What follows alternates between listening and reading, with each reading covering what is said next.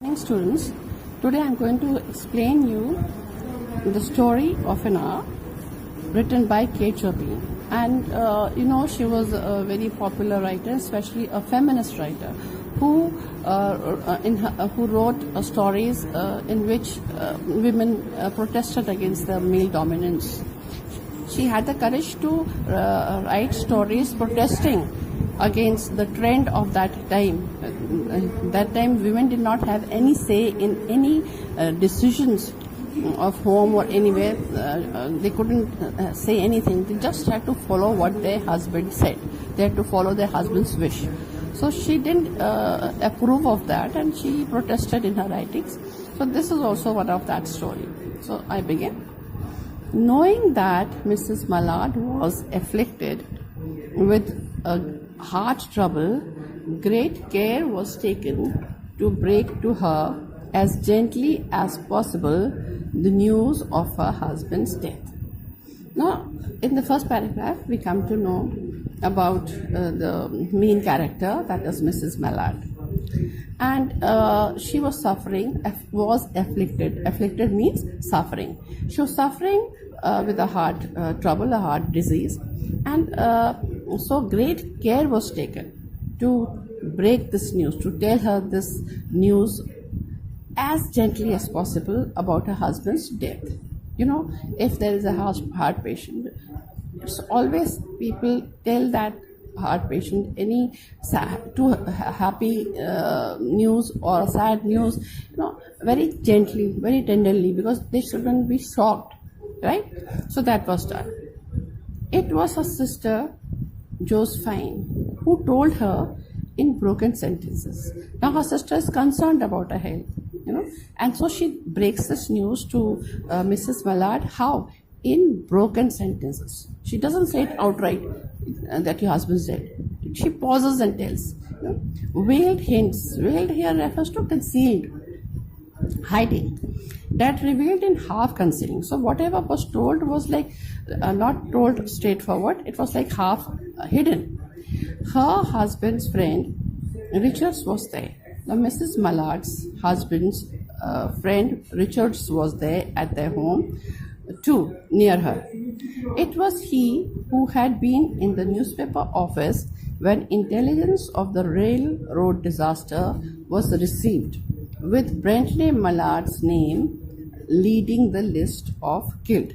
Now, if there is any disaster means what? Any event that caused damage. So, a railroad accident had taken place, and it so happened that Richards was in the newspaper office where this news came of this disaster. And when he saw the list, and in that list, he saw Brentley Mallard's name, his friend's name, and that was at the first one, leading the list. So, like, he was shocked. And then he had only taken the time to assure himself of its truth by a second telegram. Now, when he got this news, he was shocked and he couldn't believe it. But he wanted to be very sure before telling this news to the family. So he assured himself by the second telegram and had hastened. Hasten means to go very quickly. To forestall here means to prevent any less careful, less tender friend in bearing the sad message. He loved his friend, and he did not want that any other friend who was not careful, who was not tender, would just go and give this news in a very straightforward manner, because he knew that Mrs. Mallard was a heart patient. So he wanted to go himself before any other friend could tell the message, so that he could deliver this message in a very tender way. She did not hear the story as many women have heard the same, with a paralyzed inability. Paralyzed means stunned to accept its significance. When this news was, story here means this news, when this news of her husband's death was delivered to her, she did not react like the other women generally react. When a wife is told about her husband's death, first reaction generally is that she doesn't believe, no, what you're saying is wrong. My husband cannot die, all that thing. No? She just accepted it. the first instance, she did not say something that way, like general. She was not that, she accepted it. And then when she accepted that her husband was dead, she wept at once and she just cried with sudden wild abandonment in her sister's arms. Wild abandonment here refers to outburst. Whatever grief was there in her heart, she outpoured it. All of a sudden, she outpoured all that grief in her sister's arms. She just hugged her sister and she wept and wept, right? She cried. When the storm of grief, that was like a storm, and when any storm finishes, it subsides that way. So when the storm of grief had spent itself, was over, she went away to her room. When that storm of grief subsided, then what she did, she went to her room alone. She did not want any other person to be with her, right? She would have no one follow her. She did not want anybody to follow her. There stood facing the open window a comfortable, roomy armchair. Into this she sank, pressed down by a physical exhaustion that haunted her body and seemed to reach into her soul. Now there, when she went into her room, just before the window, there was a very comfortable armchair, and she was very much exhausted physically. So she just sank into that armchair because she was very exhausted, very tired. And it seemed to her that her body and even her soul is exhausted and very, very tired. She could see in the open square before her house the tops of trees that were all aglow with the new spring life.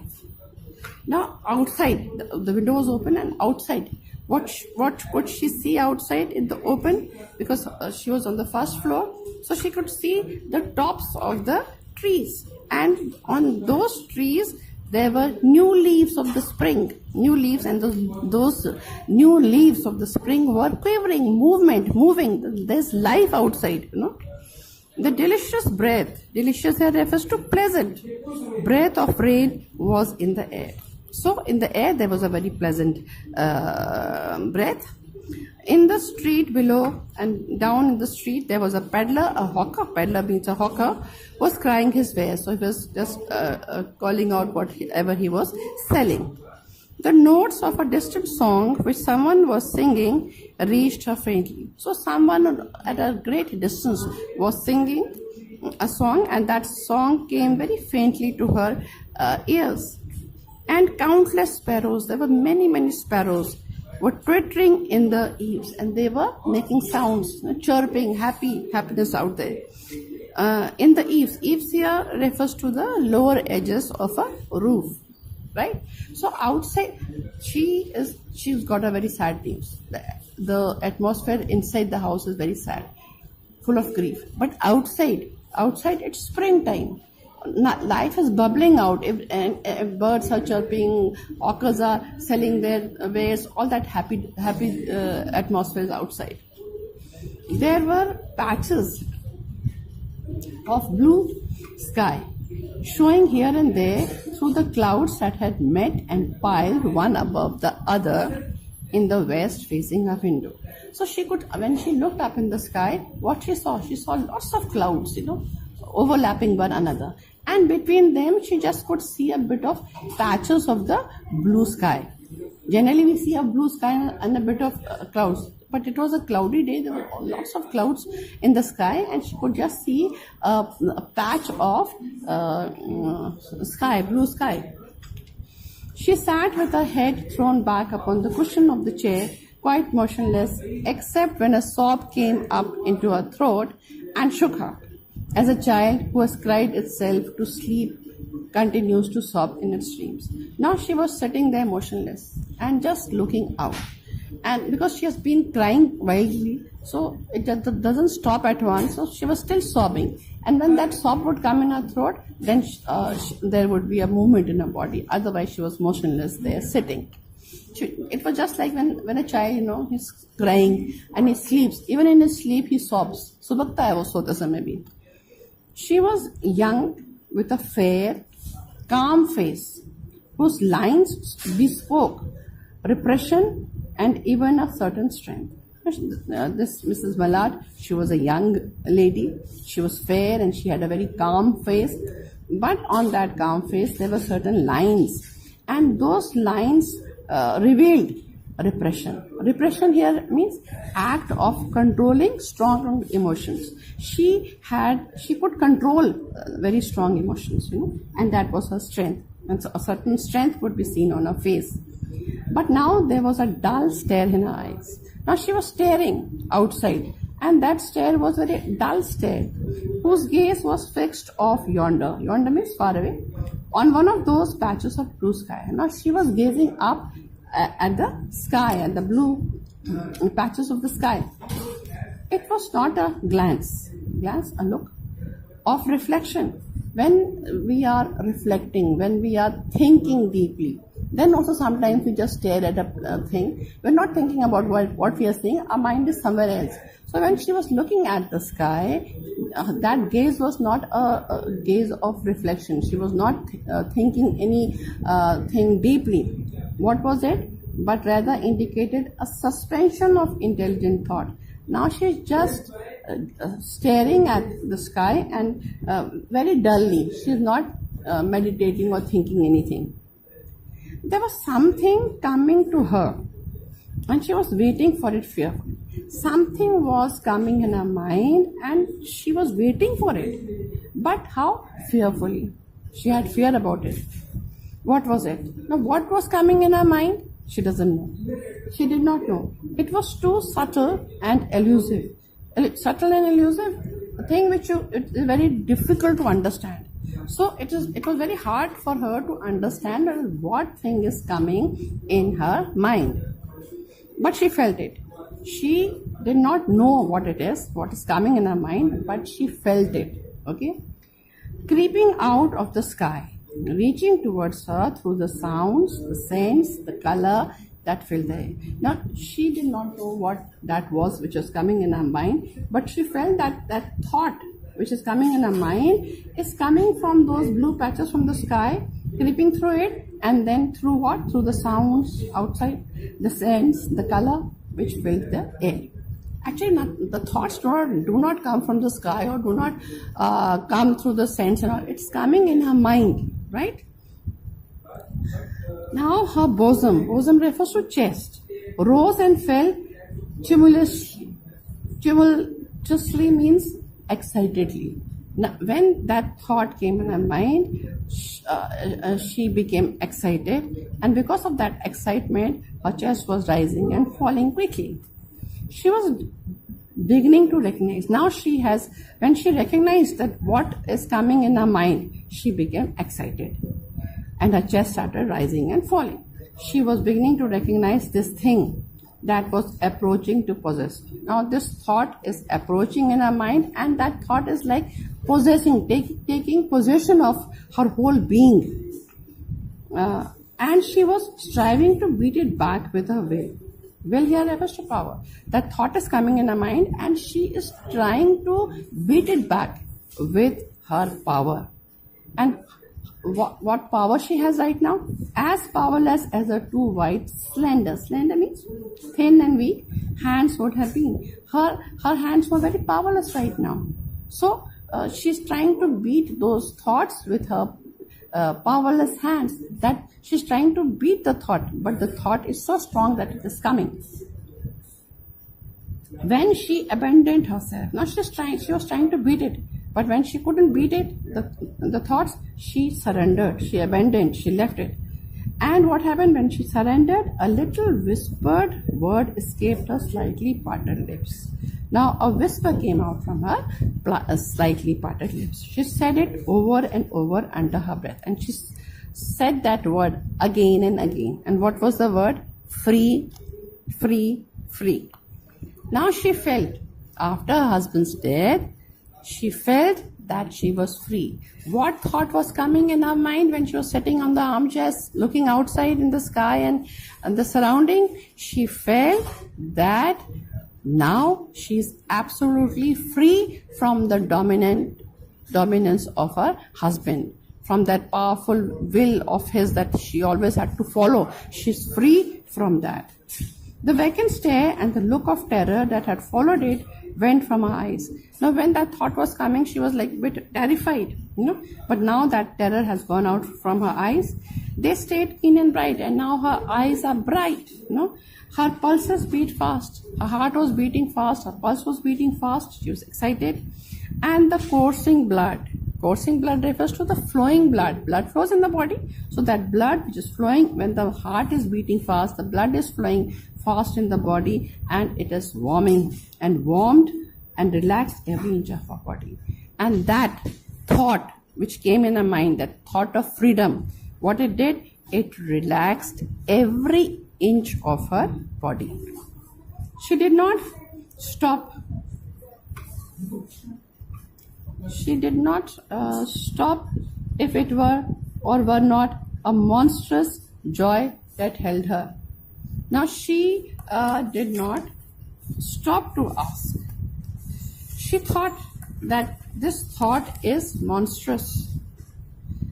Monstrous refers to unacceptable, because it is morally wrong. Now, if any wife's husband is dead, she is supposed by the society to be sad, crying, weeping, full of grief. She shouldn't be feeling happy and excited like she is feeling now. That is morally wrong. No, it is not accepted. So this thought was not acceptable by the society. It was morally wrong. But what she says, a clear and exalted perception enabled her to dismiss the suggestion as trivial. But she thought the suggestion is what? Trivial. Trivial here refers to insignificant. Because she was not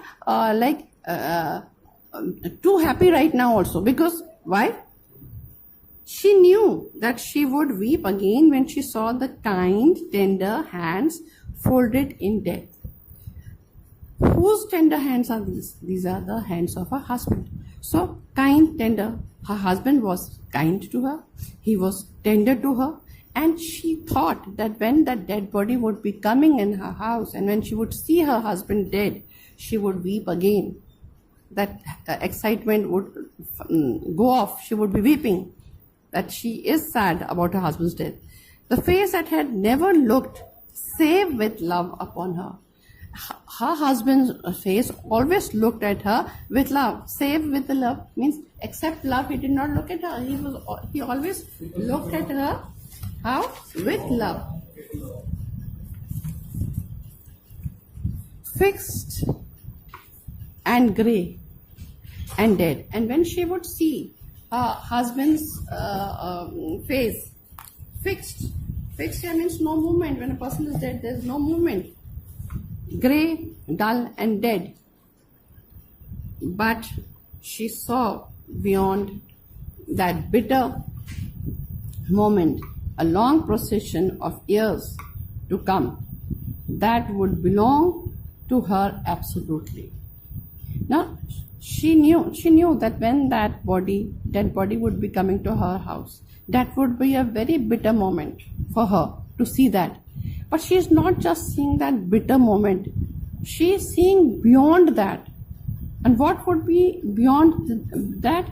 There will be a procession of years. Years after year would come. And those years, every moment of those years would absolutely be hers. And she opened and spread her arms out to them in welcome. And then what she does? She opens her arms and she welcomes those moments of freedom in future. There would be no one to live for her during those coming years. Now see, she did not have any issue, any child. So it was only husband and wife, and now her husband is dead. So she doesn't have to live for anybody, but for whom? She would live for herself. But now she would be living for herself, and that thought gives her happiness. It is very contrary to the general outlook.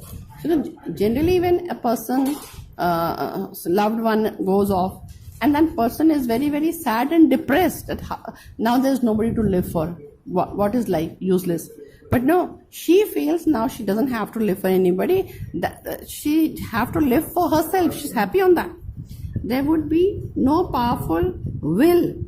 Will means wish, bending hers in the blind persistence with which men and women believe they have a right to impose a private will upon a fellow creature.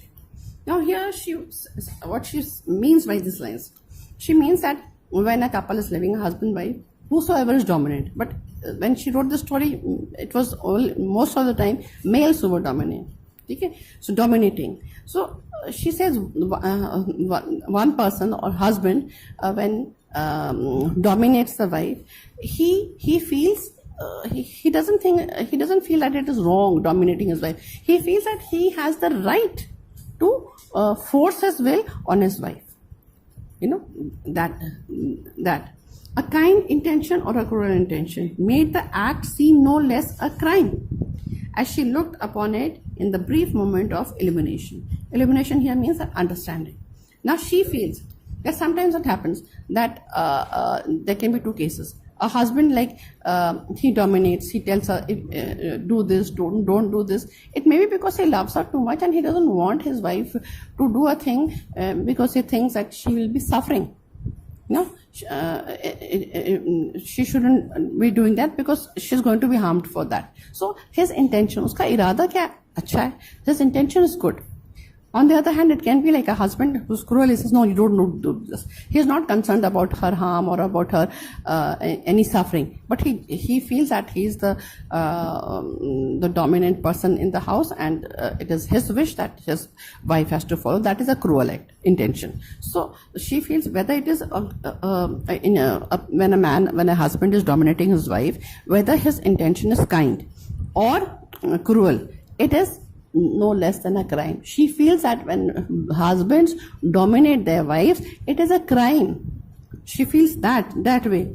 As she looked upon it, when she gets this understanding of freedom, she thinks that when a man or husband dominates his wife, whether the intention is good or bad, it is no less than a crime. And yet she had loved him. This line, and it beautifully says that yet, yes, she had loved him. Sometimes. That means she did not love him all the time. She only loved him sometimes. Maybe when her wish was being fulfilled, like her wish and her husband's wish was the same, and it is being fulfilled. So she loved him sometimes, maybe for his good quality or whatever.